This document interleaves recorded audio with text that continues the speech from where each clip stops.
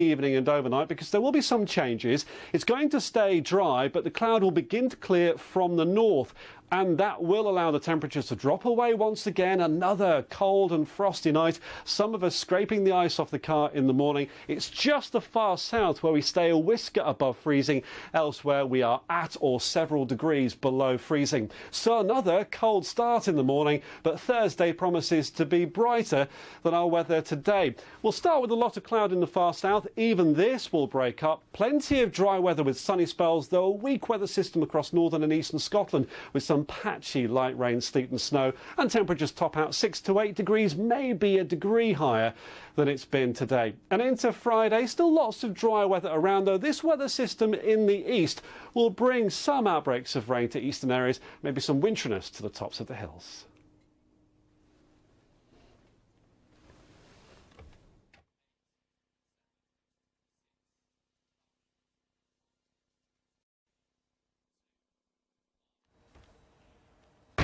The former Labour leader Michael Foot has died, aged 96. A committed socialist, he stood down as party leader after Labour's catastrophic election defeat in 1983. This news will be received with great sadness, not only in my own party, but across the country as a whole. John Venables is back where he belongs, behind bars, says the mother of the murdered toddler James Bulger. Millions of pounds given to Live Aid meant for Ethiopia's starving was used by rebels to buy guns.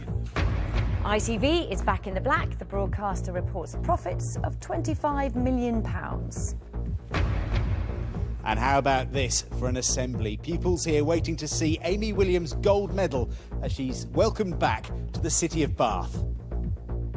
Coming up later in the sport, Capello calls for fan support. The England manager urges them not to boo John Terry in their match against Egypt tonight at Wembley.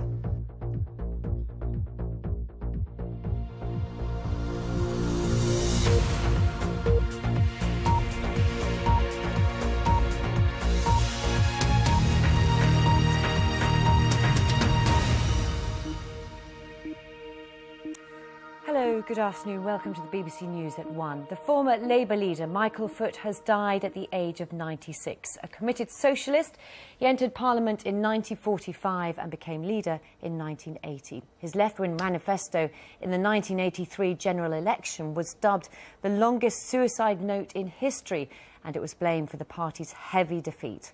Sean Leigh looks back at his life.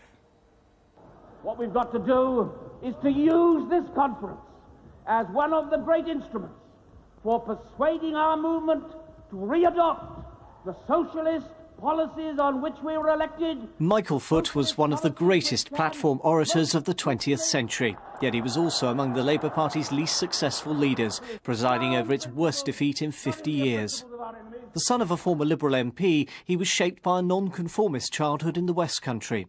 As protégé of the powerful newspaper owner Lord Beaverbrook, he came to prominence editing the London Evening Standard before entering Parliament as MP for Plymouth in Labour's post-war landslide. He pressed for a more radical agenda, especially in defence policy, helping to found the campaign for nuclear disarmament. It is a mighty upsurge of democratic protest. His lifelong hero was Aneurin Bevan, the leader of Labour's left wing. He was to be Bevan's successor as MP for Edward Vale. In 1974, as Employment Secretary, he faced anger there over rising local job losses.